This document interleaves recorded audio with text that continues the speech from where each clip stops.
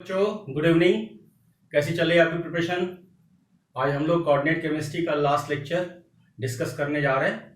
तो इसमें मुझे कुछ और बातें भी आपको शेयर करनी है कि कैसे कैसे इस चैप्टर को आप डील करेंगे, इस चैप्टर के फिनिश होने के बाद आप कैसे वर्क करेंगे, तो इस पर भी थोड़ा सा हम लोग डिस्कस करेंगे, ठीक है ना।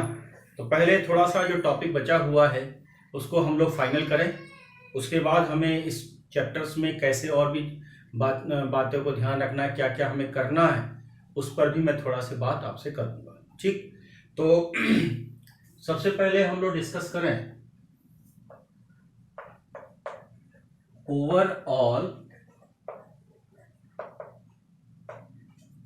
है ना, स्टेबिलिटी कॉन्सेप्ट।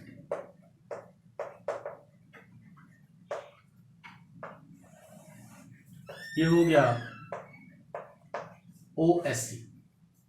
बच्चों हेडिंग डालो, बेटा हेडिंग डालो।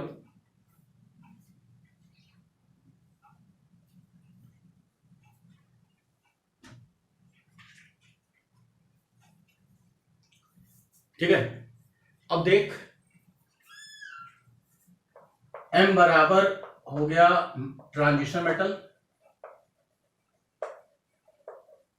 ठीक है, ट्रांजिशन मेटल। और बेटा जी L बराबर हो गया लिगेंड, राइट, ठीक है। जैसे हमने इक्विलिब्रियम में पढ़ा था उसी तरीके की बात यहां कुछ करने वाले हैं। थोड़ा इधर ध्यान से देख कि मेटल की रिएक्शन लिगेंड के साथ करते हैं, ठीक है। अगर मेटल की रिएक्शन हम लिगेंड के साथ करते हैं बच्चों, ठीक है, तो हमको मिलता है, हमको क्या मिलता है, Ml मिलता है, राइट। यहां पर स्टेबिलिटी कांस्टेंट K1 मान लेते हैं, पहला स्टेप है।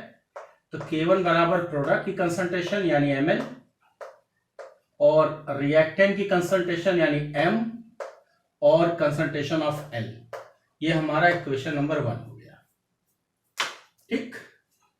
अब हमने क्या कर रखा है कि Ml लेने के बाद फिर से मैंने लिगेंड की रिएक्शन करा दी, ठीक है। तो हमको बन गया Ml2 और ये मेरा जो K2 हो जाएगा, तो K2 बराबर जो हो जाएगा Ml2 और ये Ml और ये हो जाएगा L, ठीक है।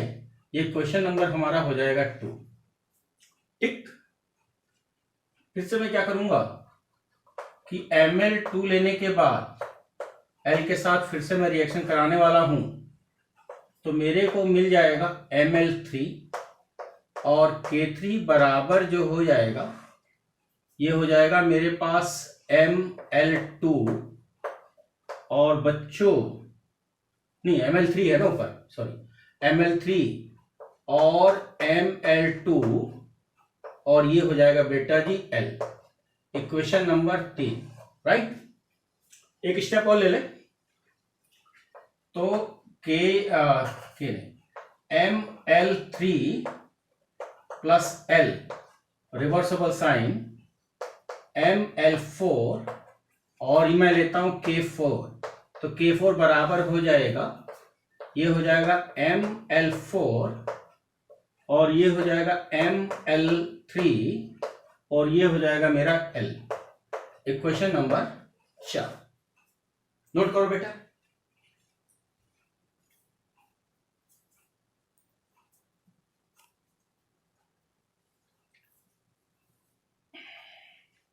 यहां पर जो है, यहां पर K1 K2 K3 और K4 इनको बोलते हैं स्टेप वाइज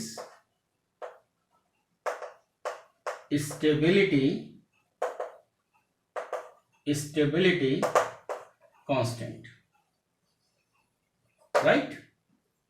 अच्छा, इनको मैं सभी को ऐड कर दूं, है ना, सबको ऐड कर दूं, तो देखो Ml से Ml ये कैंसिल हो गया, Ml2 से Ml2 कैंसिल हो गया, Ml3 से Ml3 कैंसिल हो गया, तो हमको क्या मिल जाएगा, बीटा बराबर इधर क्या बचा हुआ है, यहां बचा हुआ ML4, ये प्रोडक्ट साइड है, बाकी सब पड़ गए। और इधर हमको क्या मिल रहा है, M प्लस 4L है ना, यहां कितना 4L है, तो इसका मतलब L की पावर कितना 4। समझ में नहीं आया? देखो मेरे को मिल क्या रहा है, M प्लस 4L, और ये मेरे को मिल रहा है ML4। क्यों बेटा जी, देखो दिख रहा है ना, पक्का? अच्छा एक बात बताओ, इसको मैं बोलूंगा ओवरऑल स्टेबिलिटी कांस्टेंट, राइट? अच्छा एक बात और देखो कि बीटा बराबर जो हमें यूज करना है, K1 into K2 into K3 into K4।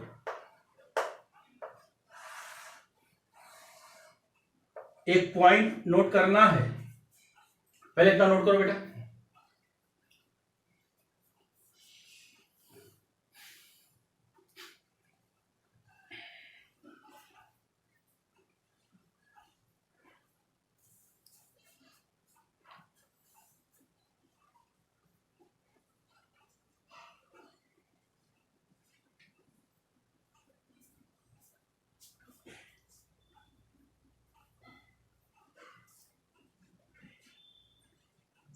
लिखा बच्चों? अगर मैं क्वेश्चन ये कहता हूं कि स्टेबिलिटी कांस्टेंट, तो स्टेबिलिटी कांस्टेंट को डिसोसिएशन कांस्टेंट भी बोलते हैं, ठीक है? डिसोसिएशन कांस्टेंट भी बोलते हैं। हाँ, ये इनवर्स होता है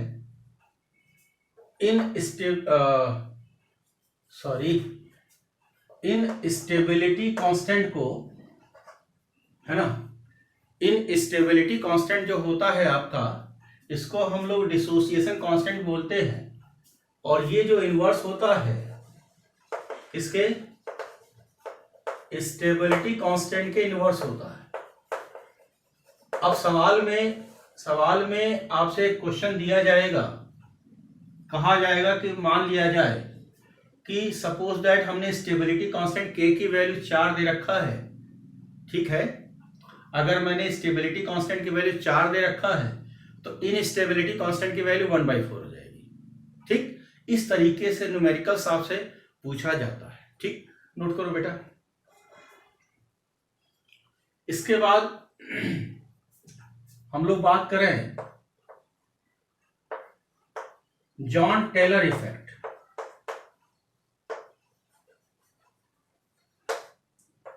तो जॉन टेलर इफेक्ट यानी कि जेटी इफेक्ट, तो पहली बात तो ये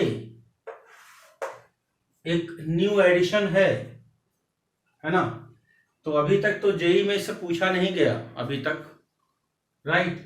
लेकिन फ्यूचर में अगर छोटी छोटी 2-3 बातें पूछ सकता है तो इसको थोड़ा सा जानना इसको भी जरूरी है। तो लिगेंड्स क्या, इसको लिख लो पहले फटाफट।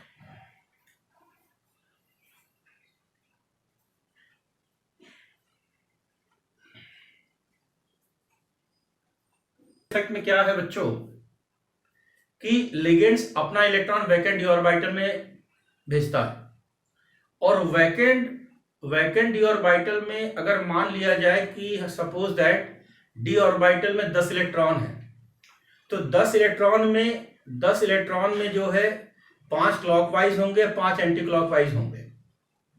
जब बराबर बराबर होंगे तो उसमें रिपल्शन भी होगा।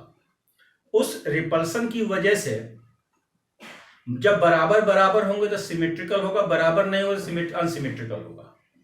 तो सिमेट्रिकल और अनसिमेट्रिकल में इलेक्ट्रॉनों के बीच में रिपल्सन होगा, जो कि डिसाइड करेगा कि हमारी ज्योमेट्री कैसे बनने वाली है ऑक्टाहेड्रल की। इसको बताता है जेटी इफेक्ट। लेकिन जो आपसे क्वेश्चन पूछेगा कि किस किस कॉन्फ़िगरेशन में जेटी है या नहीं है, बाकी डिटेल में नहीं जाएगा, क्योंकि अभी जब भी पूछेगा तो बिल्कुल स्टार्ट करेगा, बहुत हाई फाई नहीं जाना है, तो थोड़ी सी 3 बातें मैं आपको लिखवाऊंगा, है ना, ABC करके लिखवाऊंगा, 3 बातें लिखवाऊंगा, जिसमें C पॉइंट ही सबसे ज्यादा इंपॉर्टेंट होगा, राइट। तो लिखो jetty effect explain symmetrical and unsymmetrical electronic configuration repulsion in octahedral complexes.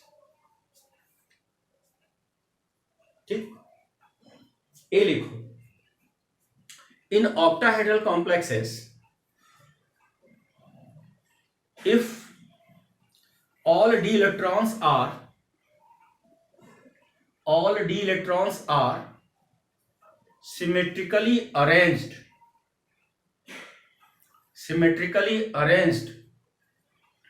then they repel electron equally,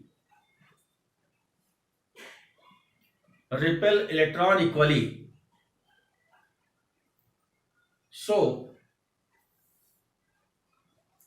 structure obtained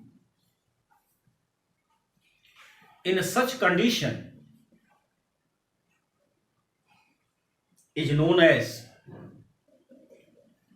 regular octahedral.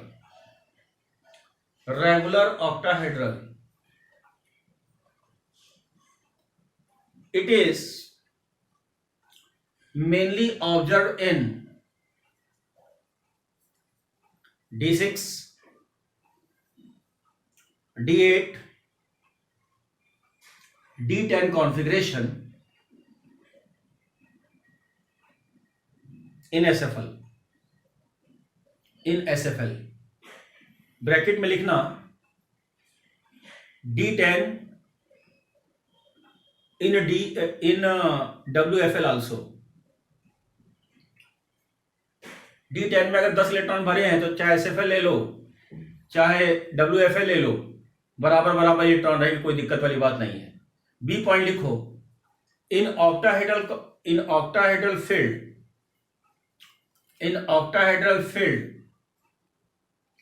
if d orbital electron are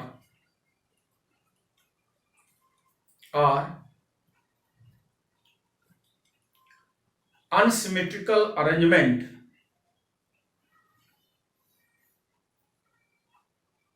पहले वाला क्या सिमेट्रिकल था, दूसरा अनसिमेट्रिकल अरेंजमेंट। ऊपर वाले में लिख लेना ब्रैकेट इनसिमेट्रिकली अरेंजमेंट, ऊपर वाले में ब्रैकेट में डाल लेना, ऊपर वाला जो ए पॉइंट लिखवाया है उसमें ब्रैकेट में डाल लेना इनसिमेट्रिकली अरेंजमेंट। ठीक है, बी पॉइंट में लिखो, in octahedral field if D orbital electron are unsymmetrically arranged, then some ligand will repel more than other, hence geometry will be distorted octahedral.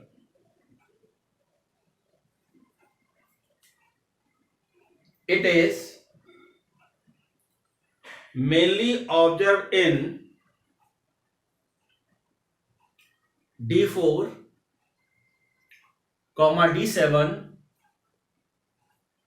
D9 configuration. D9 configuration। C point लिखो, दूसरे pen से लिखना, यही आपका सबसे ज्यादा important होगा, यही अगर पूछा जाएगा तो जाएगा। लिखो जेटी इफेक्ट नेग्लिजिबल का मतलब ना के बराबर पाया जाना, negligible in D1, D2, D3 configuration. But absent in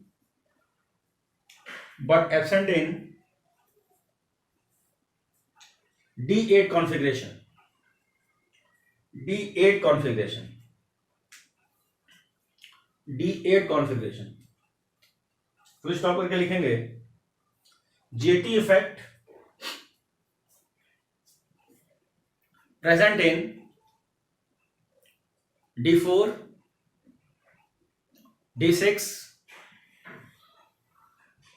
D7, D9 configuration.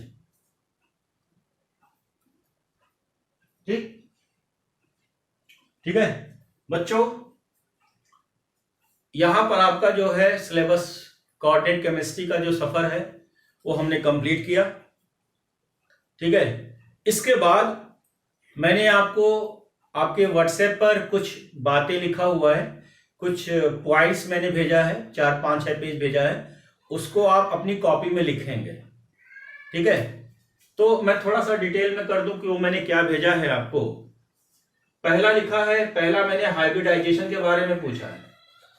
तो हाइब्रिडाइजेशन में एक बात थोड़ा सा समझिएगा कि अगर मैंने कहा कि sp3 हाइब्रिडाइजेशन है तो कौन कौन सा एटॉमिक ऑर्बिटल सपोर्ट करेगा, तो इसमें px हो जाएगा प्लस py हो जाएगा प्लस pz हो जाएगा, इनके कॉम्बिनेशन से हमारा sp3 मिलेगा। तो बहुत सारे कोऑर्डिनेशन नंबर हैं, 2 है, 3 है, 4 है, 5 है, 6 है, तो बहुत सारे कोऑर्डिनेशन नंबर हैं जिनमें जो हाइब्रिडाइजेशन होगा, क्या क्या हाइब्रिडाइजेशन होता है और उसमें कौन कौन सा एटॉमिक ऑर्बिटल पार्टिसिपेट करता है इन बॉन्ड फॉर्मेशन। जैसे अगर मैंने कहा कि sp3d2 हाइब्रिडाइजेशन है तो कौन कौन सा एटॉमिक ऑर्बिटल पार्टिसिपेट करेगा, या d2 sp3 है तो कौन कौन सा करेगा, या मैंने कह दिया sp है तो कौन कौन सा करेगा। तो बहुत सारे केसेस और उनके एग्जाम्पल मैंने दे रखे हैं। तो इस तरीके से आपसे एक छोटा सा सवाल पूछा जाता है जो मैंने आपको दे रखा है। इसके बाद नेक्स्ट पेज पर जो मैंने दे रखा है वो आपको दे रखा है किस तरीके से कि नंबर ऑफ ज्योमेट्रिकल आइसोमर्स। तो बच्चों ज्योमेट्रिकल आइसोमर्स में मैंने आपको काफी बताया कि सिस कब कैसे पहचानते हैं, ट्रांस कैसे पहचानते हैं, उसका टेक्निकल फंडा क्या है। लेकिन कभी कभी क्वेश्चन पूछता है कि बताइए total number of geometrical isomers कितने बनेंगे, 4, 6, 8, 10, इस तरीके के सवाल तो नहीं पूछे जाते हैं, लेकिन फिर भी एक पॉसिबिलिटीज के लिए मैंने आपको बता दिया कि भाई ये भी पॉसिबिलिटीज बन सकती है, तो उसके लिए मैंने आपको कुछ केसेस बता दिए। इसके बाद थर्ड पेज पर जब हम लोग बात करेंगे तो थर्ड पेज पर जो हमने डिस्कस किया हुआ है वो इस तरीके से डिस्कस किया हुआ है कि जैसे हमने ये पूछा है कि भाई मेटल कार्बोनिल मैंने पढ़ा दिया, उसमें सिनर्जिक बॉन्डिंग का केस मैंने आपको समझाया था।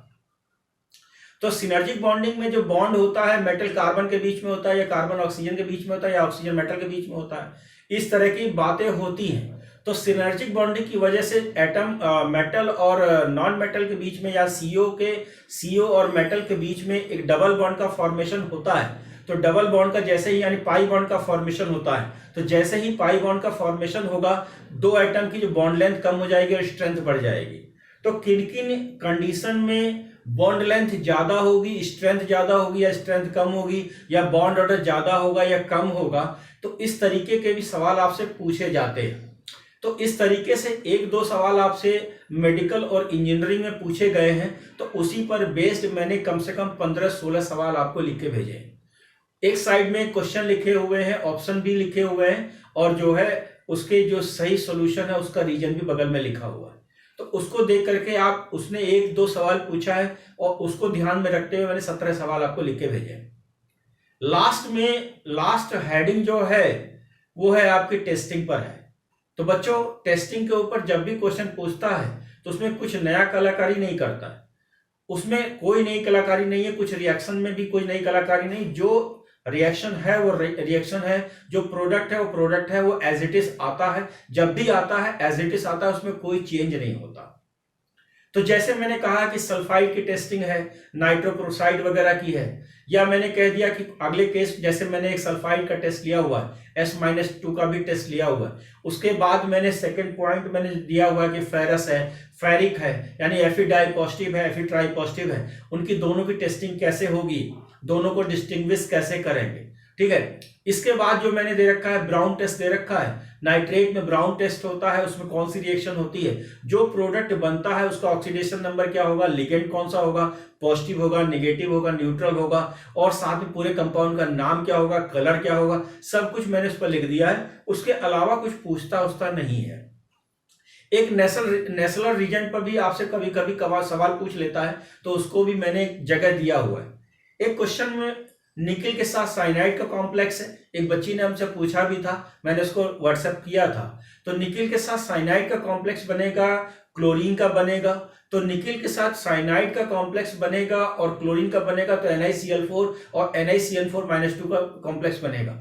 एक में हाइब्रिडाइजेशन sp3 होगा और एक में DsP2 होगा, मैंने आपको बताया, खूब अच्छे समझाया हुआ है कोऑर्डिनेशन नंबर 4 में। उसी को ध्यान में रख करके जेई ने फिर रिसेंट में 2017-18 में एक बार सवाल, ये 2017 में निकिल का केस था और 14 तो 13-14 में निकिल का केस था, और उसके बाद 2-3 साल बाद जिंक के साथ दे दिया। तो जिंक और निकिल में थोड़ा सा वेरिएशन है, थोड़ा सा हाइब्रिडाइजेशन को लेकर के है। वो हाइब्रिडाइजेशन को लेकर के इसलिए आ गया क्योंकि निकिल जैसा साइनाइड में कॉम्प्लेक्स में जो हाइब्रिडाइजेशन है वो जिंक के साथ ऐसा नहीं है, क्योंकि जिंक जो है सूडो ट्रांजिशन मेटल है, वो एग्जैक्टली ट्रांजिशन मेटल नहीं है, तो थोड़ा सा यहाँ फर्क पड़ गया। तो इन दोनों सवाल को मैंने ऊपर नीचे पॉइंट टू पॉइंट बना के लिख रखा है। कॉपर, इसके बाद कॉपर के भी कुछ टेस्टिंग आते हैं, चॉकलेट जैसे कलर्स आते हैं, तो इस तरह के भी मैंने कुछ रिएक्शंस दिया हुआ है। लास्ट में रिएक्शन में कुछ बातों को बायोलॉजी से भी मैंने जोड़ दिया। कभी कभी पूछता है बताइए कि हीमोग्लोबिन में कौन सा पाया जाता है, फेरस पाया जाता है, फेरिक पाया जाता है, या विटामिन B12 में क्या पाया जाता है, जिंक में क्या पाया जाता है, एंजाइम में क्या पाया जाता है। तो इस तरीके के इन सभी में इन्वर्टेज एंजाइम में क्या पाया जाता है, तो इन सभी में कुछ न कुछ डी ब्लॉक एलिमेंट पाया जाता है, उनका कोई ना कोई रोल होता है। तो वो जब भी पूछे जाते हैं वो एज इट इज पूछे जाते हैं। इंसुलिन में कौन सा होता है, तो इस तरीके से कुछ मैंने केसेस उठाए हुए हैं, तो वो एज इट इज आपके सामने मिलेंगे। तो इस तरीके से हमारा एक सिलेबस का बाइंडिंग हो गया। एक पॉइंट और मैंने फोटोग्राफी के ऊपर भी डिस्कस किया हुआ। बच्चों, जो फोटोग्राफी की बात मैं कर रहा हूं, तो फोटोग्राफी आज की तारीख वाला फोटोग्राफी की बात नहीं कर रहा हूं कि दुकान पर गए, झटपट फोटो खिंचाया और बात खत्म हो गई। फोटोग्राफी में पहले जो आप लोग छोटे रहे होंगे तो आप लोग जाते होंगे, एक फोटो कैमरा क्लिक करता था, उसमें एक ब्लैक कलर की रील टाइप में होती थी, है ना, तो उसमें वो फोटो खींचता था, फिर अंधेरे कमरे में ले जाकर को धोता था। उसमें लाइट नहीं आनी चाहिए ताकि सिल्वर डिकम्पोज, जो सिल्वर की प्लेट होती है वो, है ना, तो डिकम्पोज ना हो जाए। तो फोटोग्राफी का रिलेशन मेरा उस सवाल से है, यानी कि पुरानी फोटोग्राफी में है। IIT एडवांस में कभी कभी डायरेक्ट सवाल, लंबे सवाल 4-5 नंबर का उसने डायरेक्टली पूछ लिया, लेकिन पॉइंट टू पॉइंट मेडिकल में भी उसने पूछा, तो वहां भी मैंने कुछ पॉइंट्स रखा हुआ है। जितने मैंने पॉइंट्स रखे हुए एज इट इज पूछे जाते हैं, उसमें कोई नया चेंज नहीं है। ठीक, तो इस तरीके से एक सिलेबस का हमने कोऑर्डिनेट केमिस्ट्री का हमने बाइंड अप किया हुआ है। अब इसके बाद आ जाए सेकेंड पार्ट। अब जो हमने सिलेबस के बाइंडिंग के बाद जो हमारा सेकेंड पार्ट बनता है, वो बनता है बच्चों मॉड्यूल। जो भी आपके पास मॉड्यूल है, जिस भी इंस्टीट्यूट का मॉड्यूल है, आप उसको सॉल्व करिए। उसको सॉल्व करने के बाद सैटरडे के दिन यानी 6 जून को आपसे जितने क्वेश्चन नहीं होते हैं उनके फोटो खींचकर व्हाट्सएप करिए मेरे पास। 7 जून को संडे के दिन मैं सभी के सवाल का जवाब दूंगा। 8 जून के बाद इस टॉपिक पे मैं कोई बात नहीं करूंगा। फिर से मैं बोल देता हूं, 7 जून को संडे के दिन मैं सभी के सवाल का जवाब दूंगा। 8 जून से मैं इस टॉपिक पर कोई बात नहीं करूंगा। राइट, 7 जून संडे के दिन मैं सारे सवाल का जवाब दूंगा। 8 जून को मैं कोई बात नहीं करूंगा। 6 तारीख तक आपके पास टाइम है, आप पहले क्वेश्चन करिएगा, क्वेश्चन कलेक्ट कर लीजिएगा। आप सैटरडे के दिन क्वेश्चन भेज सकते हैं। संडे के दिन मान लिया किसी बच्चे ने कह दिया कि हमें क्वेश्चन नंबर 4 नहीं आ रहा है, किसी ने कह दिया 8 नहीं आ रहा है, तो मैं पर्टिकुलर सभी सवाल को एक पेज पर लिखने के बाद सबको एक साथ लाइन सेंड करूंगा। लेकिन सेंड मैं उन्हीं को करूंगा जिनका मेरे पास रेस्पॉन्स आएगा कि मैंने किया है। मैं सबके पास नहीं भेजूंगा। ये खैरात नहीं खुली हुई है कि सबके पास भेजते चले जाए। मैंने अपनी ड्यूटी पूरी कर दी, अब आपकी बारी है। इसके बाद बोर्ड की भी एक समस्या होती है कि साहब बोर्ड के लिए हम क्या करें, बोर्ड के लिए कैसे करें। तो मैंने आज आपको एक बोर्ड के लिए भी पेज भेजा है, 7-8 पेज का है। 1 number, 2 number, 3 number, 4 number, 5 number, हर तरीके के सवाल उसमें लिखे गए। साथ साथ उसमें सॉल्यूशन भी है कि 1 नंबर में कितना लिखना है, 2 नंबर में कितना लिखना है, 3 नंबर में कितना लिखना। तो एक बात थोड़ा सा ध्यान से समझिएगा, जो बोर्ड के सवाल है उसको किसी कॉपी में नहीं लिखना है, उसको अपने मोबाइल से उसके पेज निकलवा लीजिएगा, 6-7 पेज होंगे, और उनको पर्टिकुलर जैसे जैसे उसमें लिखा हुआ वैसे वैसे पढ़िएगा। उसके बाद भी अगर आपको समझ में नहीं आया तो आप मुझे उस क्वेश्चन नंबर को व्हाट्सएप करेंगे कि साहब ये क्वेश्चन, उसका फोटो खींच के व्हाट्सएप करेंगे। उसके लिए आप फ्री हैं, 10 दिन 15 दिन का मैं आपको टाइम भी दूंगा। लेकिन कंपटीशन के सवाल के लिए मैं आपको बिल्कुल भी टाइम नहीं दूंगा आपको, क्योंकि मैं अगले इस संडे को, मैंने 7 तारीख की मैं बात कर रहा हूं, अगले संडे मैं इस चैप्टर के भी उठाऊंगा। यही सेम सिचुएशन वहां भी रहेगा, यानी एक हफ्ते में चैप्टर ये भी कंप्लीट हो जाएगा, तो अगले वीक में इस चैप्टर की बात करूंगा। तो जो भी आपके पास मॉड्यूल है प्लीज उसको लगाना शुरू कर दीजिए। बाद में ये मत कहिए मैं ये रह गया था, मैं वो रह गया था, मैं नानी के यहाँ आम खाने गया था, मैं वहां खा के खाते ही रह गया, पेट में उतरा ही नहीं। तो ये सब बहाने बिल्कुल नहीं चलेंगे, ठीक है। मैं इस तरह के बहाने बिल्कुल नहीं सुनूंगा। लास्ट पॉइंट, लास्ट में मुझे एक बात कहना है कि मुझे, जैसे मैंने एटॉमिक स्ट्रक्चर पीरियोडिक प्रॉपर्टी 11 का जैसे मॉड्यूल दिया है, वो हाईली टफ सवाल है, तो उस तरीके के सवाल को मैं आगे यूज करूंगा एज ए रिवीजन पार्ट।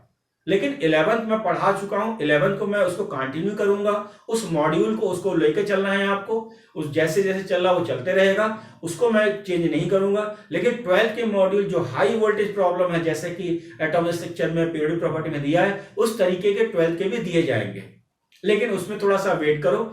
उस ऐसे सवालों के लिए मैंने बाद में जगह रखा हुआ, बाद के लिए मैंने रखा हुआ है कि जैसे सितंबर अक्टूबर में कोर्स को बाइंड अप करूंगा तो मैं उन मॉड्यूलों को लेकर के आपका पूरा सिलेबस फिर से रिवाइज हो जाएगा। तो एज ए रिवीजन के टारगेट के हिसाब से उस मॉड्यूल को मैं अभी रोक के चलूंगा। जो आपके पास मॉड्यूल है पहले आप उसको सॉल्व करिए, सब इकट्ठा कर लेंगे कुछ नहीं कर पाएंगे। एक एक गोल अचीव करिए। पहले क्वेश्चन जो मैंने थ्योरम पढ़ाया, क्वेश्चन पढ़िए, थ्योरम पढ़िए, क्वेश्चन करिए, जो आपके पास मॉड्यूल है पहले उसको लगाइए। जब उसके कॉन्सेप्ट सब क्लियर हो जाएंगे, जब उसके कॉन्सेप्ट क्लियर हो जाएंगे तब आप अगले मॉड्यूल के लिए रेडी हो जाएंगे, क्योंकि उसमें मिक्सिंग सवाल है, एक टॉपिक को दूसरे के साथ जोड़ेगा, आप परेशान हो जाएंगे, आप कुछ नहीं कर पाएंगे। आपके पास सब्जेक्ट ज्यादा है, और भी सब्जेक्ट पढ़ते हो, कभी कभी हिंदी भी पढ़ लेते हो, मूलचंद की और मुंशी चंद की कहानियां, मुंशी चंद के प्रेमचंद, सॉरी ऐसे कुछ होगा, XYZ कोई प्रेमचंद साहब थे, उनकी कहानियों को भी पढ़ते हो, लोटपोट भी पढ़ते, बहुत से बच्चे आजकल लोटपोट खूब पढ़ रहे हैं, पढ़ाई कम कर रहे हैं, नींद खूब ले रहे हैं, है ना, नींद ज्यादा ले रहे हैं, पढ़ाई कम कर रहे हैं, ऐसा भी मुझे ऐसा समझ में आता है, काफी बच्चे ऐसा कर रहे हैं और वो महान काम कर रहे हैं। तो आज का कोऑर्डिनेशन का, केमिस्ट्री का हमारा चैप्टर, हमारा ये सफर यहीं खत्म होता है। अगले वीडियो लेक्चर्स में पीरियोडिक मेटलर्जी एक नया टॉपिक हम स्टार्ट करेंगे, ठीक है बेटा। तो वो आपकी एनसीईआरटी में purification and extraction of metal के नाम से लिखा गया है, शॉर्टकट में हम लोग मेटलर्जी बोलते हैं। 7 जून तक मेरा एक टारगेट होगा इसको खत्म करने का, ठीक है। उसमें जितना पार्ट समझाने का होगा बिल्कुल समझाएंगे, जितना पार्ट लिखाने का होगा बिल्कुल लिखाएंगे, लेकिन उसके बाद 7 तारीख के बाद, 7 जून के बाद इसी पैटर्न पर फिर हम बात करेंगे। Is a clear? Any doubt? अगर फिर भी किसी को डाउट होता है तो व्हाट्सएप करेगा, ठीक है बेटा। Okay, thank you, good night.